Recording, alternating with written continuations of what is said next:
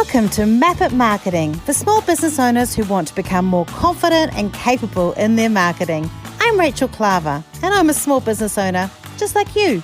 I've learnt that there are so many different things that we are supposed to do all the time. And trying to work it all out is, quite frankly, often very confusing. In this podcast, we're going to explore what those things are and whether you need to pay attention to them. Ready? Let's get started. Getting to Christmas Day without feeling absolutely exhausted seems, quite frankly, quite a dream come true. And for many retailers in e-commerce, it is something they do not experience. They want to crawl up and sleep the day away. I want this Christmas to be one where you feel in control and you're pleased with the amount of products that you've managed to sell and you've got great profits sitting there in the bank. This is your period. This is your shopping period for you to get the growth that you need to take you through some of the quieter months through the year. So we're going to talk all about this in this podcast, episode 22 of Map It Marketing. I'm Rachel Klaver and I'm your host, and it's just me today, and I'm so excited to be sharing this information with you. We're going to go through all the promotional periods you need to consider from October to December. We're going to look at the ways that you can make offers and why you shouldn't consider a blanket sale across all your products. And then we're going to look at 5 different types of shoppers. I'm also going to tell you a little bit about a webinar that I'm running that will also help you get deeper into this. And it's on October the 7th, just in case you needed to. Now, through this podcast, like any time, if you've got questions or ideas that you want to talk about from this podcast, you're always very welcome to come along to the Map It Marketing Facebook group to come and ask questions and learn from me and other marketers and other business owners just like you. Right, let's get into this session. It's going to be an exciting one. Hello and welcome to episode 22 of Map It Marketing, and we're going to talk all about the countdown to Christmas. Now, if you're watching this on video, you'll see that I am in my walk-in wardrobe with all my clothes around, and I'm in quite a dimly lit space. I'm a bit fuzzy. Also, home internet's not great because we're still in lockdown as I'm recording this. But I'm so excited about this episode because I really want to help you, especially if you're an e-commerce business, to really make this last quarter of our calendar year count and help you to create more profit and to feel more in control of your business. Those are the 2 things that I really want you to experience in the crazy last 3 months of the calendar year. Now, obviously, with COVID-19 still hanging around with us, it's really hard for us to kind of feel completely confident about how things are going to go. But that doesn't mean we shouldn't plan ahead with all systems going to hope that everything works. And obviously, I am going to make a couple of assumptions. I'm just going to run them through. I am going to make the assumption that you already know the importance of selling online. You already have a website, you've already got that working, and you've got that operating. I'm also going to make an assumption that you already know that social media is super important for you to build trust and engagement and help that work. So we've got other podcasts you can listen to. You can listen to episode 21 with Lucas O'Keefe talking about Instagram and how to make Instagram work for you. You can listen to episode 20 with Cherie Metcalf from Pepper and Me, and you can learn from her how to build a community and get that engagement. And if you don't have that stuff nailed, that is your top priority. But all within that, we're going to talk today about what you need to be focusing on in this last quarter. We're going to be talking about all the dates you need to consider and then what your strategy should be to manage those dates. And then we're going to go through the 5 different types of shoppers that you need to plan for.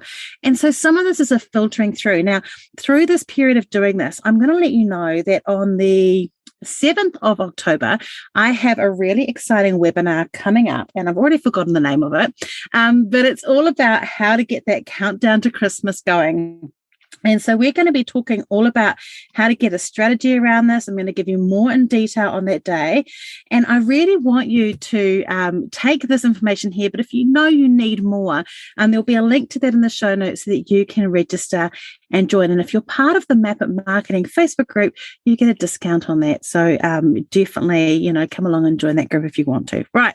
So As I said at the beginning, there are two things that I want you to experience in this crazy time of the year. I want you to experience more profit in your business and feeling more in control, because I know we work with a lot of retailers in our agency at Identify. We know that you get tired, you love it and frenetic, but often you go, wow, it really hard, but there wasn't as much money as I expected there'd be in the bank. And you often feel so exhausted that you don't enjoy the holiday season yourself. So I want to work on those two things in particular. To get those things, we need to focus on 4 particular areas. The first one is margin, how much profit you're making on different products. Now, I'm going to tell you the story. It's a Black Friday story, and it's from one of my colleagues, or she's another retailer. She's a retailer. She's a retail client. And she was telling me a story a couple of years ago, how she was at a conference just after Black Friday was on. And there was another retailer next to her who had sold this big ticket item. And she also sells that. And he was bragging about how many hundreds of products he had sold of this. And she was sitting there going, this is weird, because I know the price he sold it was something I couldn't get. How did he make money? And she asked him, and he said, oh no, we made a loss. We made a loss on those products, but look how many we sold. And to me, this is what's so completely wrong with this period of the year. We get set in making sales without thinking about making profit. And profit is not a dirty word. We need the profit to pay for ourselves, to pay for more product, to pay for our staff, to pay for our websites, to actually make a point of the work that we've done. So margin is super important. My rule of thumb is this. I don't like store-wide sales and discounts. I know the big players do it, but it doesn't build a good business long-term. In fact, it only actually manages to attract one type of buyer, and they're not the best buyers for your business all the time. So I don't want you to be focusing on doing those carpet laying all over the place, carpet sales. We want to focus on specific things, working on your margin. So margin's really key. The next thing we need to focus on is buying behaviors.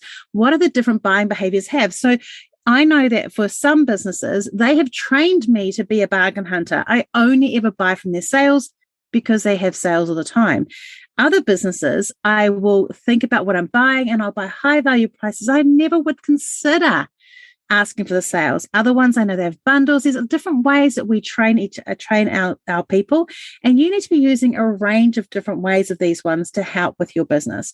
And then last thing I want to focus on targeted promotions, really thinking about exactly which promotions you're going to do during this period. And I've got a list. I've got a long list of stuff that you need to be focusing on. And the last one, which relates to that, is thinking ahead. Actually thinking now, before you're busy, before you're freaking out, before you look at what competitors are doing, whatever those things, let's make the best plan for your business, for what you're going to do and how you're going to do it. Don't be reactive in this period. You need to be proactive. You need to have a plan and stick to your plan. Trust that process. All right. So this is definitely a bumper time for e-commerce and retail. Let's be fair. So let's go through some of the dates in October, November, and December that you could be working towards to be creating these strategies and creating more sales for you. So the first one is the 25th of October. It's actually the 23rd, 24th, 25th. That's Labour weekend. In New Zealand, traditionally, that is the sign of our kind of busy season. Now, things have shifted and people are already buying for Christmas in August, September, and early October, but normally around mid-October is when that hype starts. So Labour weekend is often a time where you can get your initial summer stockers often come in, and that's a great time for you to actually have potentially as a time for selling. That's been a traditional one. One of the ones that comes straight after that following week, is on the 31st of October, which is a Sunday. That is Halloween. And traditionally in New Zealand, in Australia, that hasn't been a great, huge one, but it has definitely started to grow as a one of the opportunities. Like we've got a client who's lollies, if you've got clients with dress ups and things like that, that is a good one to do if you are in a niche that attracts it. So that might be one of the key ones. Then from the 31st of October to the 4th of November is Diwali. And obviously in New Zealand and Australia, we have a huge Indian communities, and it's really important to remember that you may have your target customers, you might have a group of people in your market who are in that space who you can market to during that Festival of Lights, during that time. The 4th is the final day, which is the big celebration day, but you might want to have a promotion that goes across that time or just for that final day. Then we move into November. That's a little bit of November in there too.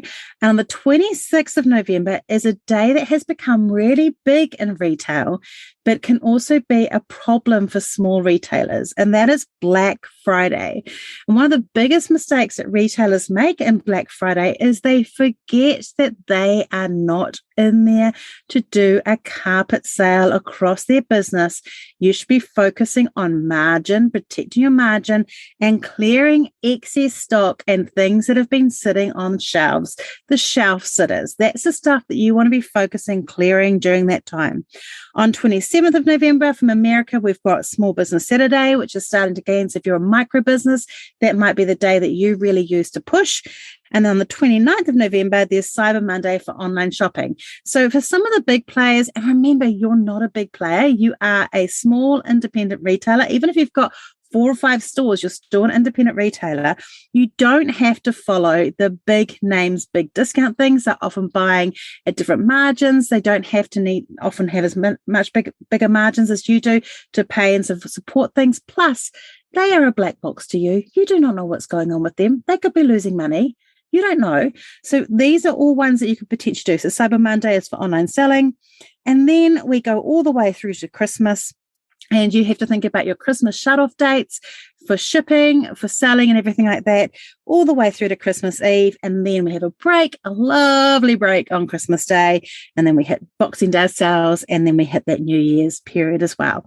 And that's huge. That is absolutely huge. Now, you should not be doing a promotion for all of those things. So I want you to have a think about what you would do and where you should fit and focus maybe on 3 to 4 that you're already going to push and really focus on. You can also look at that period over themes. So obviously in New Zealand and Australia, we're in the Southern Hemisphere. So we've got summer, we've got barbecues, we've got entertaining, hopefully. We've got family. Sometimes there's weddings in there. There's all sorts of other themes, beach, outside. There are themes and things around your products. So you might want to push and grow to have in that period of time. Festivals. So you need to maybe think not just around the times of the actual festival days or the celebration days, but there might also be key themes that you want to pull out and use. And you can't do it all. You're going to have to make some decisions around what those things would be. Now, let's just talk a little bit about once you've decided what those are. So I'd recommend like 3 or 4. Do not fall into the trap of having to do all of them. Just do 3 or 4. And then you need to really think about trying to avoid store-wide profits. Now, I've got a couple of clients who'll be listening to this going, I feel like you're talking to me. And I'm talking to you. I know that you fall into this trap. You do not need to do store-wide discounts. You can have them just on a particular type of clothing. You can have them on a particular line. It would be better for you to have rolling discounts across different things. So, for example, you might have I'm going to use clothing. You might go 20% off pants this week, 20% off tops next week, 20% off or 10% off such and such the following week if you're going to do that discount thing. But you should never do across the whole store because you are attracting the wrong type of client. You are attracting, and I'm sorry to say this to Briscoes, the Briscoes people who only go and shop on the sale because apparently sometimes there are sales at Briscoes. All right, so you need to think about making sure you don't do that because it only attracts bargain hunters and it sacrifices your fast movers, your popular products, the things that you know that you can sell and what I call your bread and butter, your core products that people are going to buy regardless of whether they're discounted or not. So move your brain, your mindset away from a blanket discount and focus on, if you're going to do discounts, on particular different products or SKUs instead. And look for things that you've been able to get from suppliers at a cheaper price. If you make stuff at the things that have the highest margin, consider that. Like, I think it's really important, if you're making stuff, to build margin in for sale and for offers, because that's a really good way to attract people and help them in. People who say, I won't ever discount on anything, are missing the whole idea around the way people buy. There are a large number of people who will buy on discounts, or buy one, get one free, or buy two, get one free. And if you haven't factored that into your margin, there's a problem with your margins. So you need to be focusing on that. All right. So when you've done that, you need to think about what you're going to participate, be strategic, and find what fits you most out of all those themes and dates. And then you need to think, how am I going to sell during those times? And there are 4 different things you need to consider. The first one is the higher margin products, which we've talked about. So these could be things that you manage to get like on clearance from a supplier, and you can sell at a higher price. I had a business once where I was selling education supplies, and I had this special thing with these beautiful puppets I used to sell, and I would sell, some of them were on normal pricing, but I'd always watch their clearance list, and the minute they'd have anything on clearance, I would buy all of it, and then I would sell it at a discounted rate, but it was still at a profitable rate to me because it was the normal margin. So these sort of things are good ways to kind of get that moving and going. Don't feel that you've got to always stop them. The key is to keep that product moving and going. Then you need to think about your core offers. So what are you known for? What are the things that you know just sell day in, day out? And those should hardly ever be discounted. Or if they are, it's a 5, 10, 15% maximum. Discount every now and again as a really special treat, but actually these should just barely be discounted. They're just considered your core things that people love and know that they're going to come to you for. And it might be you give them a gift with purchase from something else. It's a heavier discount to go with them. Then you need to think about things that you can bundle up in your seasonal things. So you might have like a range of a gift guide with a bunch of different things you've got together that they can get. You might have a gift with a purchase. There might be seasonal things in there like, wine glasses with a platter or with a jug or something like that. Things that you can bundle together and put together so that people can get it for slightly cheaper if they buy all of it, getting that spend up. But it also is an easier sell because it fits really well together. So you've got your high margin products, you've got your core offers, the things you're known for, your bundles and your seasonal stuff. And then last, and not all of us will have this, you might have your fads, your trends. So some of us have got quite evergreen products and stores that stay, but it might be something like, this year, everyone's really into, I don't know, like I think last year everyone was into tie-dye. So if you're a fashion store, it might be like you've got tie-dye sweats this year. And so you know they're going to be sold out by Christmas because they're not going to last. Well, I think tie-dye has lasted. Or it could be that, there's a particular toy or something like that is the toy for Christmas. Get as much of them, clear as much of them as fast as you can, move them out the trends. So those are ones that need to move by the end of the season, and you need to be careful that you're pricing at a point that they'll move to do that, and those may need to be discounted near the end. Most people, though, would sell those out if they're a full trend. Okay, so you've chosen your promotional periods. So you've done that. You've gone through that list, the one I gave you, of like Christmas and New Year's and Black Friday and Halloween, all those different things, and Diwali.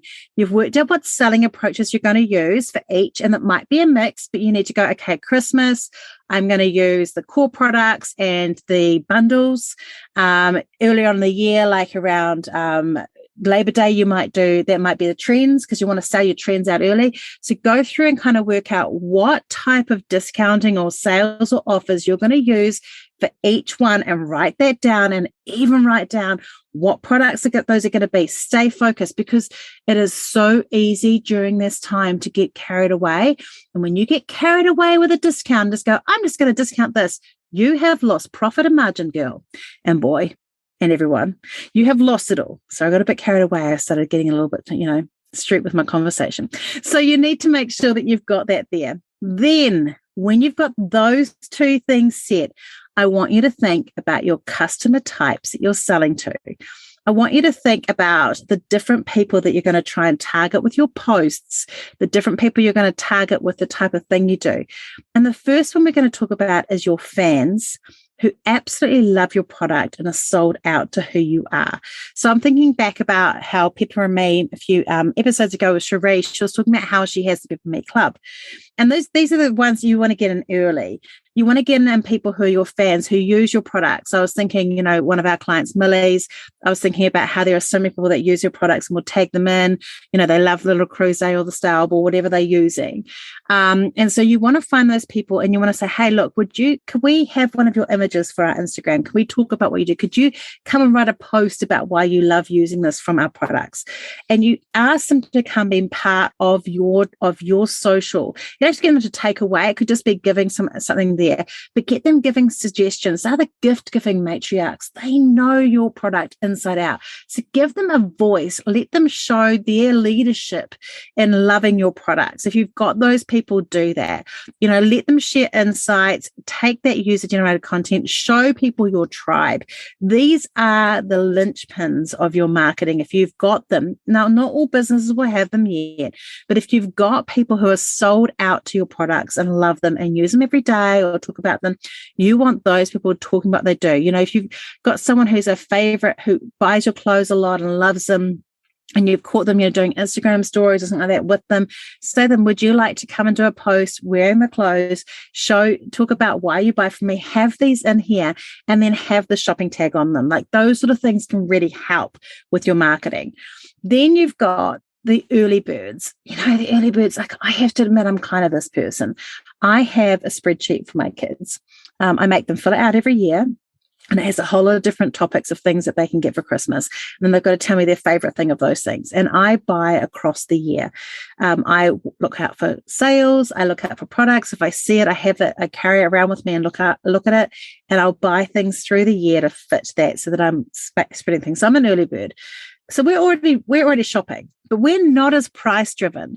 So if you've got new stuff coming out that's for Christmas, you need to start teasing that as soon as possible or before these times. You need to tease it out so we can hold some money back and know that it's coming. You could even do pre-orders or you could do other things to help us know that it's coming.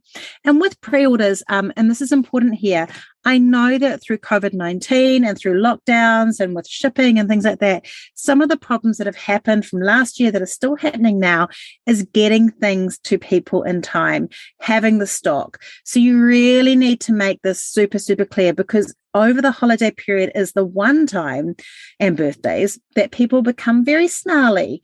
So it's really important that you have got really clear communication around delivery times, expectations, and what you can and can't promise people as well. So you've got the early birds. So we've got the gift-giving matriarchs. We've got the early birds. And then we've got the treat myself group. I'm also one of these. I feel like I'm a few of these, to be honest. The treat myself group, with these people, they want to have something for themselves. They might feel like no one else really buys for them. They feel like, they've done a lot themselves. They know a sense of their worth and their value, and they want to have something that is for them themselves, that they've picked out for themselves, just in case there's nothing else that they really love as much. And so for these people, you want to have for these people respond really well to the gift with purchase, because they've done the purchasing and now they get a gift for themselves. It could be a credit that they could use within the store to buy something for themselves. It could be that you are doing a product where they buy this and they get a perfume or something else. It may not even be a product that you normally buy, but you know that these people would like. So, you could be selling hair supplies, but you have a perfume that you've brought in. You could be selling clothing, but you have bags. You could be selling kitchenware, but you could have a food or something like that, or a voucher. I don't know what else it would be, but you can offer gifts with purchases.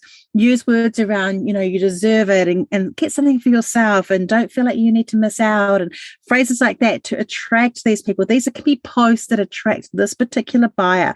So you could almost have, say, let's take Christmas. You could go Christmas. And then here are my themes, like summer barbecue entertainment. So that's my 3 themes. And then I might go, okay, from those 3 themes, here are my core offers under those different ones. So I'm going to have my one for my upsell. I'm going to have my high margin, my core offers. and I'm going to have my bundles. And then from those, you could almost have underneath that the different types of buyer behaviors. And then these become your posts of the different ones that you've got. So you have the early birds, you've got the gift giving matriarchs, to treat myself, and then you have the bargain seekers. Now, one of the things with bargain seekers is they will never be your ideal clients. They only want you because of the bargains. They are not loyal. And a lot of us accidentally motivate ourselves to market towards bargain seekers because we go, I need to reduce my prices so they'll come. It's great. They bought stuff, but they will only buy on bargains if you keep on doing that blanket carpet sale across everything you're doing. So focus on selling overstocks to these people. Don't ever try and sell new products discounted. It really just ruins the whole buzz of margin. And make some deals as big as possible. Like if you've been able to get if you've got either lots of stuff in stock, instead of going, look, I'm going to just sell this at 20%, if you can have some items that are 70% off, 60% off, 65% off, these things really pull these people in. And when they've got that bargain, they then go shopping for full price things because they feel they've saved all that money. So having those bargain seekers, those bargains are still a really powerful thing to do. And this is one of the things I'd recommend with Black Friday. If you're going to do Black Friday, go hard, but go hard with only a few SKUs. So have products that you've either had for a long time, that have been sitting around and haven't moved, or super specials, or things that you have on high margins all the time. And those are the products you discount, making sure you still get profit out of them. You discount them within the inch of the profit that you're allowed to have in that margin. And those will drive sales for other things, because once people get those bargains, they feel like they're also getting a discount on the full price stuff. So use those specifically around those special times. You don't need them as much, hopefully, leading up to Christmas, because that buzz starts coming in. People start just getting that need. So we've got our gift-giving matriarchs, the early birds, the treat myself, the bargain seekers, and then last of all, we've got the Christmas is tomorrow shoppers. Now, I used to work in a retail store. I used to manage one in Sydney. It was beautiful. It was an educational toy store. And I was so proud because I managed it. We had like a huge sales target and I got it within like $26, I think, by the end of Christmas. But we would have every year, we would have people who would come in on Christmas Eve and go, hey, that fad toy that sold out in October, do you have it? Why don't you have it? And these people are desperate. Like, they don't want to have to think about it much. And I would go in, I would know these people, I'd recognize what they wanted. And I go, great, you want that? Here's all this other stuff. And these people would spend hundreds. They were so needing to get the products today. And so if you're going to install those will happen like closer to Christmas Eve. With your retail, if you're all online, or happen a bit later out. But what's really important is, if you can't promise that you're going to have something on time and you have cutoff dates, you can still allow sales to happen. But what you can say is, you allow them and tell them that it won't be there in time, or necessarily can't be promised on time. But you say, I will give you either a gift card, so you can do a gift card to the value, or I can give you I've ordered this and it's on its way. It's going to arrive after Christmas. Like, to be honest, you get a lot of stuff at Christmas time. I wouldn't mind if someone gave me a thing saying, hey, it's going to be a little bit later than Christmas, it's on its way. So there are people that you could buy that for that it wouldn't matter for. So the last minute shoppers are definitely a target market. You need to remind them what the last days are, but they will still shop after that day. In fact, often people have quite a big peak just before Christmas. They know that stuff's not coming. They know it's not going to be there on time, but they still want to shop because they're in that shopping frenzy. And often people are busy. They've often, if they're working hard and they haven't been able to think, they kind of go into this, oh my gosh, I need to get this stuff. And we all end up with more stuff than we're meant to have. So those are the 5 types of business of shoppers that we need to be thinking about. So once you've planned that out, then you can start thinking about what your post would look like and how that would work. Now, when it comes to marketing overall, it's your social media posts, it's your online, thinking about what you're going to do to change your imagery to make sure that it's a bit more festive or fitting in. Have a look at your product descriptions, and then also look at your emails. What emails do you need to have from this? So what I recommend, and what I'm going to share in the webinar, if you come to that, is I want you to take those dates and then work backwards from that, good 4 to 6 weeks backwards, and go, what do I need to be doing now to lead up to this, to build up to this? And this is why I suggest you only have 3 or 4 of those events in there, because otherwise otherwise it's just too much for you to manage. So you may decide, hey, I'm not going to do Black Friday, but I'm going to do a huge Boxing Day sale because I think my target market fits that. Or you might go, I'm definitely doing Black Friday, which means I'm not doing Small Business Saturday. You shouldn't be doing all three. It's just too much for a small business to manage all of that. And it's too much brand confusion and message confusion. So try and really restrict what it is, but focus on the things you're going to do. Make a plan for it and write it down on a calendar and really think about it. And then what I really need you to do is in October, I want you to start putting these emails and your post working ahead, because in November and December, when you are frenetic, you will not have the energy. So that's basically what I need you to think about for quarter four, to make quarter four really amazing and have a great Christmas. Now, remember, the two things we want is more profit at the end of the year and for you to feel more in control. So thinking about those things will help you do that. If you want more support and help in this area, I would love it if you came along to the webinar, the e-commerce webinar. It's all about how to make quarter four better for you. And I have totally forgotten the name of it. I think it's going to be called e-commerce, make this the best Christmas ever or something. I don't know. I'll find it, but I'll put the link of it in the webinar. It's being typed out as we speak, so that's why it's not there. That's on October the 7th, and it will go through with you a step-by-step process. We'll have a calendar in there of all the other important dates you need to consider. There's a workbook and things to help work through. But even if you can't do that, if you just want to learn from here, the keys are, remember, profit, keep in control, choose the festivals that you want to do, think about the types of sales you want to do, avoid the blanket sales, and then think about how you're going to approach the needs of the 5 different shopping styles that we have with our market. It's been a real pleasure sharing this with you. Like always, come along to our Map It Marketing group on Facebook if you've got questions from today. We love retail and e-commerce at Identify. So it'll be me, there'll be Tracy in there too. She's got a real strength around marketing automation and she has her own e-commerce store. And we'll be able to answer any questions that you've got around this period. So come in there and get supported. And otherwise, I'll see you next week. We are looking forward to sharing with you some information from a great small business owner who has what I would call a micro business. She's been going for a year and she's at that startup growth stage, a little bit beyond what Sarah from Primrose was in a previous episode, and probably is a few years away from what Cherie from Pepper and Me is. So she's a lovely person to kind of listen to the learnings that she's gained, and she is really clever with her profit margins. So she's well worth having a listen to. Who's feeling a little bit more excited about the last quarter of the year and who realizes they've got a little bit of work to do? All right, I thought I should just clarify exactly the name of the webinar that I'm running on October the 7th. It is at 1:30 New Zealand time for 90 minutes or 11:30 Australian Eastern Standard Time. And it will also be one that you can keep, and it's also got a whole lot of workbooks and other supporting materials, a calendar and some secret goodies for you to help make this last quarter count. It's called E-Commerce Success, and it's how to make 2021's last quarter count.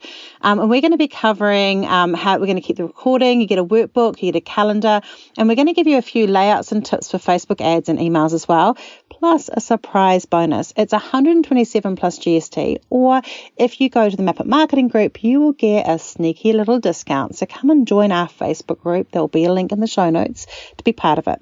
Right, advertising is over.